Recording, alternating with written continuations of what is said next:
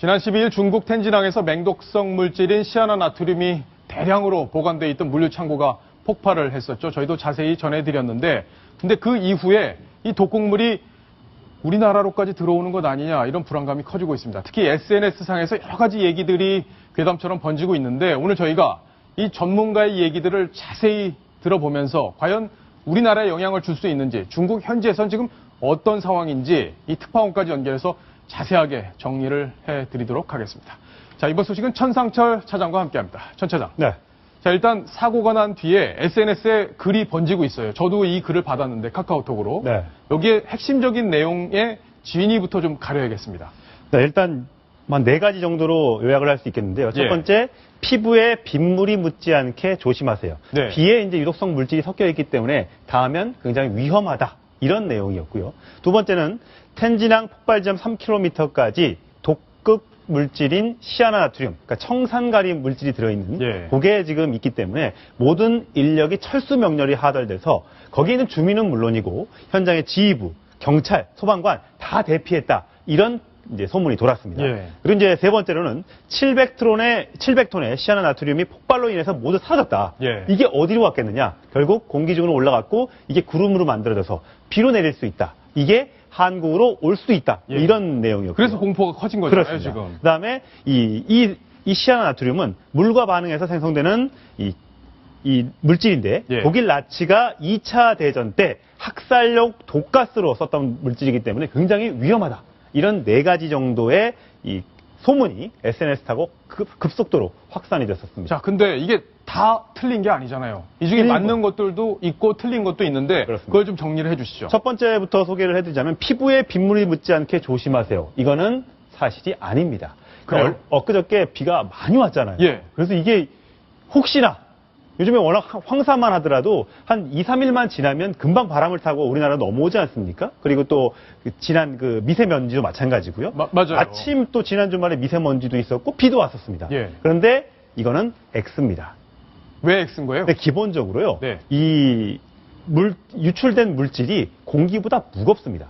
공기보다 이게 가벼워야지만 위로 올라가서 구름으로 만들어져서 비가 내리는데 예. 거꾸로 가라앉기 때문에 이건 사실이 아니고요. 예. 바람도 이게 서쪽에서 어쨌든 동쪽으로 불어야지만 우리나라에 영향을 줄 수 있는데 그날 최근에 그때 텐진에서 일었던 바람은 예. 북동쪽으로, 그러니까 중국 쪽으로 위쪽으로 올라가는 바람이었기 때문에 그래요? 우리나라에 영향을 미치지 않았다는 게 그 전문가들의 설명입니다. 그렇군요. 자, 일단 이 시아나나트륨이 폭발하게 되면은 다 타버립니까? 타버리면 문제가 없는 거예요? 물론 전문가들마다 조금의 이견은 있을 수 있으나 예. 일단은 그때 워낙 폭발이 크게 일어났기 때문에 전부 다 말씀하신 대로 산화했다, 예. 없어졌다 이런 게 지금 현재로서는 정설로 받아들여지고 있습니다. 네. 그렇기 때문에 구름 중으로 올라가서 비로 내리지는 않았을 것이라는 게 좀 더 유력한 설이고요. 네. 옛날에 또 그런 적이 있었어요. 그 왜 후쿠시마 원전 2011년도에 이제 문제가 생겼을 때 지진으로 붕괴가 됐을 때 그때 제논이라는 유독성 물질이 우리나라에서 검출된 적이 있습니다. 네, 맞습니다. 동부에서 이제 동해안에서 나왔는데 그게 그렇다면 후쿠시마에서 바람을 타고 예. 우리나라로 넘어온 것이 아니냐 이런 게 또 괴담으로 확 돌았었거든요. 하지만 그때의 설명은 그렇습니다. 일단 그게 먼저 일본에게 캄차카 반도로 갔고 북극을 돌아서 시베리아를 통해서 동해로 유입이 됐기 때문에 바로 일본에서 우리나라에 바람을 타고 유독성 물질이 퍼진 게 아니었다는 결론이 났었습니다. 예. 마찬가지로 이번 것도 혹시라도 완전히 100% 타지 않고 일부 구름에 올라갔다 하더라도 뭐 없어질 수는 있겠지만 만에 하나 요만큼이라도 가능성이 있을 수도 있다라는 얘기가 이제 SNS를 타고 지금 돌고 있는 거죠. 그렇군요. 자, 그러면 지난 주말에 비가 왔습니다. 근데 이 주말에 내린 비에는 어쨌든 없었다. 시아나나트륨 성분은 전혀 검출되지 않았다. 근데 비가 또 온답니다, 이번 주에. 그럼 이번 주에 오는 비에도 혹시라도 이게 들어있지 않을까 걱정하시는 분이 계실 텐데, 천상철 차장도 설명을 했지만 좀 더 전문적인 분들의 이야기를 지금부터 들어보셔야겠습니다. 전문가 얘기 지금부터 들려드리겠습니다. 해기상공에 폭발로 올라갔던 시아나나트륨이 비에 섞여 내리게 되면은 실제로 독극물 비가 될 가능성은 있습니다. 만일 텐진 상공에서 만들어진 비구름이 우리나라 쪽으로 이동해 온다면 이럴 가능성이 있다고 보는데, 그러나 이번 사태는 이런 경우가 아니죠.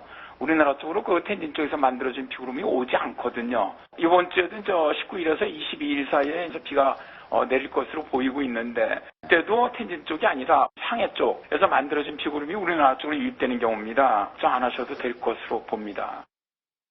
자, 전문가 얘기를 들어보셨는데, 천 차장, 그러면 지도를 보면서 다시 한번 저 얘기를 정리를 한번 해주시죠. 예, 텐진이 이제 좀 멀리 떨어져 있습니다. 예. 보통 이제 우리 황사가 넘어오는 건 이쪽에서 이제 넘어오게 되거든요. 거리상으로 좀 가깝죠. 네. 하지만 이 텐진은요, 직선 거리로 860km나 떨어져 있기 때문에 시간적으로도 오래 걸릴 뿐만 아니라 예. 바람도 이 위쪽으로 가지 이쪽으로 불지 않는다는 겁니다. 네. 안기성 웨더 그 센터장 얘기는 이 상해 쪽, 요 밑에서 만들어진 바람이 이 구름이 이 위로 영향을 미치기 때문에 텐진에서 이렇게 내려오는 바람은 없었다. 그렇기 예. 때문에 비에도 이 유독 물질이 포함되지 않았을 가능성이 높다. 이렇게 설명을 하고 있는 겁니다. 그렇군요.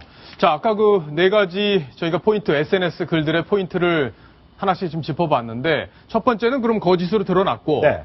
두 번째, 그러니까 중국 현장 내부에서도 상당히 지금 혼선이 빚어지고 있고, 걱정이 지금 되고 있는 상황이다라는 취지의 얘기잖아요. 이건 네. 어떻습니까, 이건? 일단 텐진한 폭발 지점 3km까지 이 독극 물질이 발견됐다. 이거는 맞습니다. 아, 맞아요? 네, 맞습니다. 예. 맞습니다. 그래서 하지만 그러면 그렇기 때문에 3km 주변에 있는 주민들은 대피령, 소개령을 내린 게 맞습니다. 예. 하지만 경찰이나 이런 사람들이 만약에 탈출을 했다 그러면 어떻게 이 수습이 안 되죠. 안 되겠죠. 예. 이 부분은 거짓으로 판명이 났습니다. 그러니까 걱정을 안 하셔도 되고요. 일단 이 주민들이 한 3,000명 정도는 피신을 한 건 맞고 현재 이 6,300명 정도로 더 많이 지금 피신을 한 상태고요. 예. 경찰이나 이 소방관들은 사태 수습에 최선을 현재 다하고 있습니다. 그렇군요. 자, 세 번째 포인트, 700톤이나 되네요. 예, 그렇습니다. 시아나나트륨이 폭발로 인해 모두 사라졌다. 모두 사라졌다면 어쨌든 뭐 하수로 내려갔을 수도 있고 네. 공기 중으로 올라왔을 수도 있고 이런 건데 이건 어떻습니까? 맞습니까? 있던 게 없어진 건 맞습니다. 아, 그래요? 네. 예. 이게 근데요, 원래 이 항만에서, 텐진 항만에서 보관할 수 있는 이 유독 물질이 700톤이라지만 원래 700톤을 보관할 수 없는 예. 곳이랍니다. 거의 뭐 한 10분의 1도 보관할 수 없는 용량의 항구였는데 어떻게 되는지 아마 이것도 중국 정부에서 가릴 문제인데 누군가의 어떤 뭔가가 있어서 훨씬 더 많은 유독 물질을 항구에 보관하고 있었던 규정 위반이었군요. 규정 위반이었던 예. 거예요. 그게 폭발해서 지금 사라졌기 때문에 지금 중국뿐만 아니라 전 세계가 주목을 하고 있는 그런 예. 상황입니다. 자, 일단 중국 내 분위기가 어떤지 중국 특파원을 저희가 연결을 해서 자세한 분위기를 한번 들어봐야겠습니다. 지금 중국의 베이징에 특파원으로 나가 있는 구자룡 특파원 전화로 연결이 되어 있습니다. 자, 구자룡 특파원 안녕하세요. 네, 안녕하세요. 구자룡입니다. 아, 예. 지금 중국에 걱정이 많다고 들었는데 이 폭발 사고로 독성 물질이 도대체 어느 정도로 중국 텐진 주변으로 퍼져 있는 건지 궁금합니다.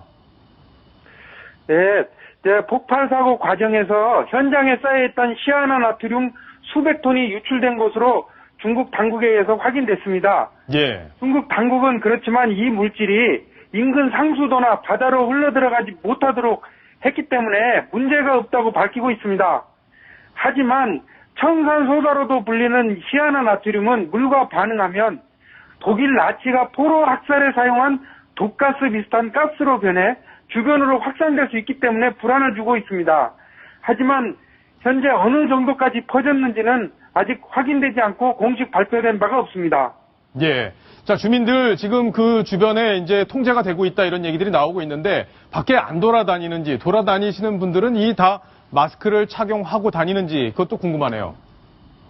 네, 그런 말들이 있지만 사고 현장 인근의 일부 주민들 중에 마스크를 쓰고 다니는 사람들이 중국 언론을 통해 보도되고는 있습니다. 하지만 주민의 외출이 중단되거나 하진 않았습니다. 점차 상황이 안전 국면으로 들어서고 있다고 중국 언론은 보도하고 있습니다. 그렇군요. 자, 조금 전에 저희가 이 SNS상에서 돌아다니고 있는 글에 대해서 좀 설명을 시청자분들에게 드렸는데 이 글이 미국 대사관, 중국 내에 있는 미국 대사관에서 작성한 글이다. 이렇게 지금 알려져서 돌고 있거든요. 실제로 이 중국 내 미 대사관에서 이런 글을 돌린 게 맞습니까? 중국 SNS에서 이러저러한 글들이 올라오고 이것이 문제가 되고 있는데 그 중에서 중국 미국 대사관에서 그 공개한 글이라면서 베이징에서 내리는 비가 독극물에 오염되어 있으니까 비를 맞아서는 안 된다 하는 글도 있었습니다. 예. 하지만 이와 관련해서 미 대사관 관계자는 자신들은 그런 글을 올린 적이 없다고 공식적으로 확인했습니다. 아, 그렇군요. 예. 자, 그러면 이 독극물이 지금 한반도에 영향을 줄지 부분에 대해서 저희가 좀 깊이 있게 다루고 있는 그런 상황인데 실제로 중국 내부에서도 이 가능성을 어떻게 보고 있는지 궁금합니다. 그 한반도에 영향을 줄지 안 줄지를 떠나서 먼저 폭발 사고 직후에는 베이징에까지 유독가스가 날아가 영향을 주는 것 아니냐는 글들이 특히 SNS 등에 많이 올라왔습니다. 예. 이에 관해서 베이징시 환경당국은 아무런 영향이 없다고 확인했습니다. 텐진에서 베이징까지는 약 130km가량입니다. 그에 비하면 텐진에서 한반도 서쪽 해안까지는 700km가 넘습니다. 유독가스가 하늘로 올라가도 바람을 타고 한반도까지 오기는 어렵다는 것이 전문가들의 의견입니다. 예, 알겠습니다. 자, 구자룡 특파원과 얘기를 했더니 조금 안심이 됩니다. 자, 감사합니다.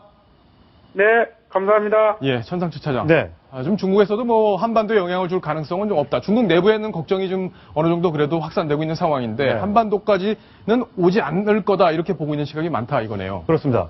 뭐 일본에서도 아까 앞서 말씀드렸지만 후쿠시마 원전 그 사고로 인해서 지금까지도 고통받고 지금까지도 일부 괴담이 나고 있거든요. 당시에는 일본 전역의 70%가 방사능에 오염됐다는 소문까지 있었을 정도니까요. 네. 애들이 뭐 집에 학교 급식을 먹지 못하고 전부 다 도시락을 싸간다 이런 얘기까지 돌았었거든요. 아마 중국 정부도 아까 말씀드렸지만 우리나라와는 거리가 멀지만 베이징까지는 한 100km 정도밖에 안 되기 때문에 앞으로 진짜 뭐 아까 말씀드렸지만 공기보다 무거워서 구름으로 만들어지지 않는다고 하지만 예. 지하수로 내려갔을 가능성 여러 가지 루트로 인해서 퍼졌을 가능성이 있기 때문에 중국 정부가 제대로 대처하지 못하면 예. 아마 중국 내에는 우리보다 훨씬 더 많은 괴담, 소문들, 그럴 억측들이 수밖에 퍼질 가능성이 있을 것 없겠어요. 같습니다. 네. 자, 그러면 이 시아나 나트륨 이게 얼마나 위험한 건지 정말 나치가 유대인들을 학살할 때 썼던 게 맞는지 이 내용도 지금 SNS에 퍼지고 있는데 이건 사실입니까? 네, 이건 사실입니다. 사실이에요? 네, 사실입니다. 예. 이게 시아나 칼륨, 그러니까 시아나 나트륨과 칼륨은 좀 다르지만 어쨌든 청산 가리가 시아나 칼륨인데 네. 굉장히 우리 유독 물질로 알고 있지 않습니까? 그렇죠. 이게 물이나 산과 반응을 하면 굉장히 유독 가스를 발생을 시키는데 이게 한 7, 8kg 정도의 분량으로 한 1,500명을 일시에 죽일 수 있는 그 정도예요? 아주 무시무시한 양의 독가스라고 합니다. 예. 그래서 이게 또 문제가 뭐냐면 어쨌든 아까 잠시 말씀드렸지만 소방관들이나 경찰들, 중국에 있는 경찰들이 이 현장에 가서 이거를 진압하던 과중에 이 폭발 물질이 어떤 성분인지 모르고 대놓고 이제 호스로 물을 뿌린 거죠. 예. 불을 꺼야 되니까. 물을 걷다 두면 안 그렇죠. 되는데. 이게 그런 위에서 위험이 발생해서 2차 폭발, 3차 폭발, 그리고 이게 가스로 만들어졌을 가능성이 있다고 보는 겁니다. 예. 그래서 이 경찰들이나 소방관의 역할이 중요한데 워낙 큰 사고가 갑자기 일어나 보니까 여기에 대한 대처가 미흡했다. 이렇게 중국 내에서 지금 그런 지적이 또 나오고 있습니다. 아, 그렇군요. 지금 화면에도 영화 쉰들러 리스트 장면이 나오는데 바로 이 시아나 나트륨을 이용해서 유대인을 학살했던 그 장면이 그대로 나오고 있네요. 우리가 과거에도 어쨌든 간에 후쿠시마 원전 사태가 났을 때 처음에는 전부 다 괴담이다, 아니다, 사실 무근이다 이렇게 하다가 어쨌든 간에 동해안에서 제논이라는 유독물질이 발견되면서 국민들의 불안이 엄청 높아졌거든요. 예. 그래서 결국은 일본에 있는 8개 현에 있는 수산물을 수입 금지를 시켰지 않습니까? 그거 하고 나서야 국민들이 조금 안정감을 좀 느꼈었거든요. 어쨌든 우리 과거의 메르스 사태라든지 원전 사태라든지 또 옛날에 밀레니엄이라고 Y2K 해가지고 2000년 되면 컴퓨터 다 안 된다 그래서 얼마나 예. 괴담이 돌았습니까? 그런 부분에 대한 국민적인 불안감을 낮추기 위해서는 정부가 어쨌든 비가 오면 거기에 유독물질 들어있다 안 있다 뭐 이런 것들을 실시간으로 정보를 좀 공개해서 국민들의 불안감을 좀 누그러뜨려 줘야 될 것 같습니다. 예. 자, 이 시아나트륨 얼마나 위험한 건지 저도 예전에는 이렇게 위험한 물질인지 몰랐는데 이걸 취재하다 보니까 정말 소름이 끼친다 이런 생각까지 예. 들었는데 자, 얼마나 위험한 건지 저희가 또 전문가에게 문의를 해봤습니다.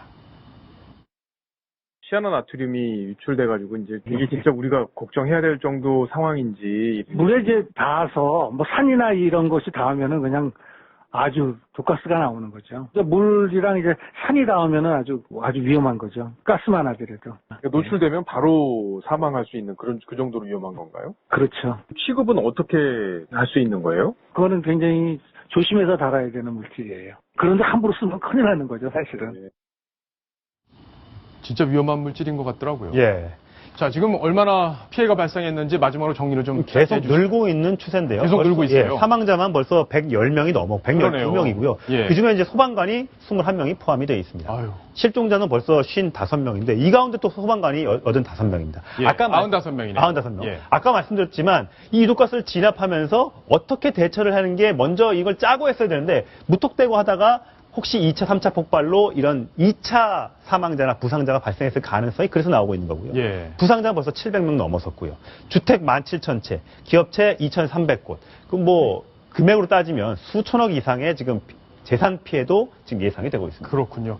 조금 전에 천상철 차장이 설명을 드렸지만 우리 정부에서도 이게 실제로 우리에게 영향이 있을지 없을지 실시간으로 조사를 하고 면밀하게 살펴본 뒤에 국민들에게 실시간으로 정보를 제공해 줘야겠다 이런 생각이 듭니다. 자, 오늘 저희가 이 소식 아주 자세히 취재해서 정리를 해드렸습니다.